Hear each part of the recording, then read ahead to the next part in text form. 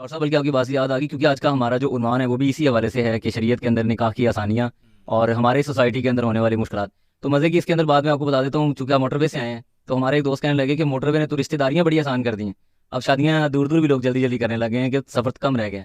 تو آج ہم بات کریں گے انشاءاللہ جی کہ نکاح جو ہماری شریعت کے اندر ایک ہمارا مذہبی فریضہ بھی ہے، اور نبی رسول صلی اللہ علیہ وسلم نے ظاہر ہے آپ بھی جانتے ہیں کہ اس کے بارے میں کہا ہے کہ فمن رغب عن سنتی فلیس منی.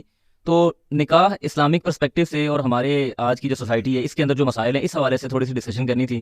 تو کیا کہتے ہیں آپ اس حوالے سے، نکاح کے حوالے سے اس شریعت میں بات؟ شیخ رسول اللہ پہلی بات یہ ہے کہ جی نکاح کے متعلق اسلام کا جو نقطہ نظر ہے اس کو بڑا ہی واضح طور پر ہمارے ذہنوں میں آنا چاہیے، اور اپنی پبلک اور اپنی یوتھ خاص طور پر اور جی ان کے والدین، ان کے ذہنوں میں اس کو بہت اچھی طرح سے واضح کرنا چاہیے صحیح ہے جی، بالکل کہ نکاح ہے کیا.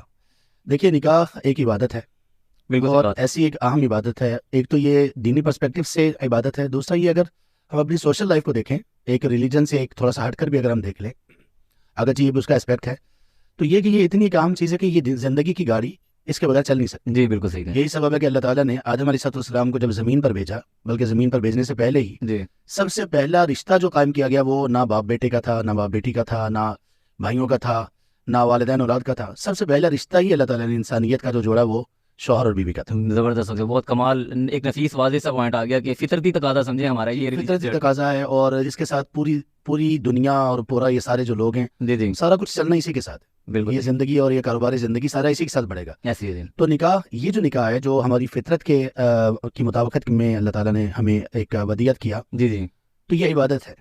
عبادت کے سلسلے میں ہمیں یہ بات یاد رکھنی چاہیے کہ عبادت جیسے ہم نماز ہیں، اپنی مرضی سے نہیں پڑھتے ہم نماز. ہمیں سکھایا گیا کہ نماز کا طریقہ کیا ہے، نماز کے اوقات کیا ہیں، نماز کہاں پر پڑھنی ہے، نماز جی کی شرائط کیا ہیں، کیونکہ یہ عبادت ہے نا. نکاح بھی ایک عبادت ہے. آپ نے جو حدیث مبارک پڑھی ہے صحیح بخاری کے حوالے سے، اس میں رسول کریم صلی اللہ علیہ وسلم نے کتنی بڑی بات کہہ دی. اب دیکھیے کون ایسا ہے جو کسی کو یہ بات کہے کہ بھائی آپ کا میرا کوئی تعلق نہیں.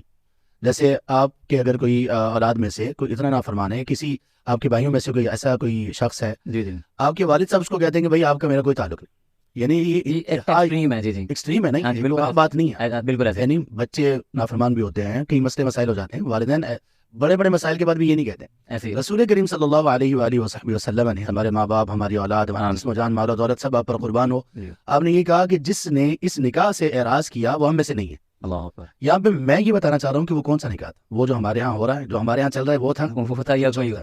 اگر تو عبادت ہے جی جی تو وہ پھر وہی نکاح عبادت ہے جو آپ نے بتایا صحیح اور بات. سکھایا اور اس کو آسان بنایا. جو ہمارے ہاں چل رہا ہے یہ عبادت نہیں، یہ تو عذاب ہے. تو ڈاکٹر صاحب آپ کیا بتاتے ہیں اس کے اندر؟ یعنی ہمارے ہاں بہت ایک جو بڑا مسئلہ ہے وہ یہ بھی ہے نا کہ ہمیں وہ عبادت والا نکاح جس کے بارے میں آپ بات کرنا چاہ رہے ہیں، جس طرف آپ نے اشارہ بھی کیا، اس کے حوالے سے ہمارے ہاں اویئرنیس نہیں ہے. تو ہم یہ چاہیں گے کہ ناظرین کے سامنے یہ بات رکھی جائے کہ اس نکاح کے اندر جو عبادت ہے، سنت ہے، کون کون سی ایسی آسانیاں جس کو ہم شاید ترک کر چکے ہیں. یہ صاحب دین کے معاملے میں نا، دین کی ایک نیچر ہے، ہر چیز کی ایک نیچر ہوتی ہے نا. بالکل مثال کے طور پر یہ اسٹوڈیو جس میں ہم بیٹھے ہوئے ہیں، اس کی ایک نیچر ہے. نیچر یہ ہے کہ یہ پبلک پوائنٹ پر تمام لوگوں کو کھلی آفر ہے کہ آپ تشریف لائیں. آپ کوئی بھی لوگوں کے اویئرنیس کے لیے، لوگوں کی فلاح و بہبود کے لیے، اپنی سیاسی آپ اپنا جو نقطہ نظر پیش کرنے کے لیے جیسے مرضی آپ کریں. ایسے ہی نہیں. اس کی نیچر انہوں نے بنا دی. ہاں جی دین کی نیچر اللہ تعالیٰ نے کیا بنائی ہے یہ جان لینا چاہیے.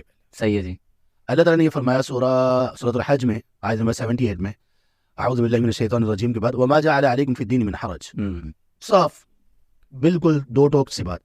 اللہ نے یہ کہا کہ اللہ تعالیٰ نے دین میں تمہارے لیے کوئی تنگی، کوئی سختی، مشکل رکھی نہیں. دین کی نیچر اللہ تعالیٰ نے آسان بنائی.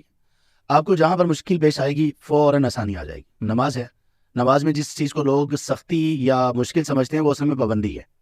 باقی تو آپ اگر نماز پڑھنے میں کوئی شخص ایسا ہے کہ وہ کھڑے ہونے سے قاصر ہے، بیٹھ کے نماز پڑھ لے. بیٹھنے سے قاصر ہے، لیٹ کر نماز پڑھ لے. اسی طرح ہم سفر پہ نکلتے ہیں، میں جیسے سفر میں ہوں تو مجھے اسلام نے اتنی سہولت اور آسانی دے دی کہ میری نماز کو آدھا کر دیا، ظہر اثر اور عشاء کو آدھا کر دیا. سنت نوافل وغیرہ وہ ختم کر دیے گئے. اور اسی طرح سے مجھے یہ بھی کہا گیا کہ آسانی ایک یہ ہے کہ آپ نمازوں کو کمبائن کر لیں. ظہر اور اثر کو کمبائن آپ کر سکتے ہیں کسی بھی وقت میں، مغرب اور عشاء کو کمبائن کر سکتے ہیں. نکاح بھی ایک انتہائی انٹیگرل پارٹ ہے اسلام اور اسلامک ٹیچنگز کا. اللہ تعالیٰ نے اس کو جو جتنا اہم حصہ ہوگا اسلام کا اتنا وہ آسان ہوگا.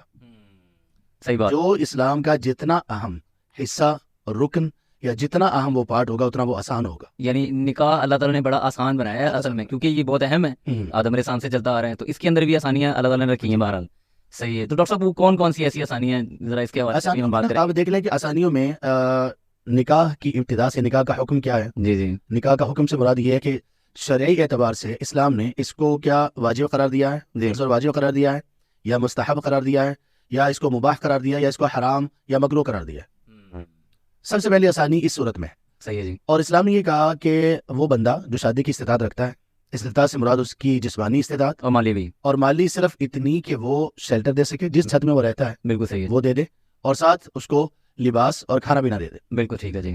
ایسے شخص کے لیے, اور اس میں طاقت بھی ہے, استطاعت بھی ہے, ایسے شخص کے لیے اگر اس کو فتنے میں مبتلا ہونے کا خدشہ ہے تو کہا کہ آپ پر فرض ہے. اسلام کی آسانی دیکھیے.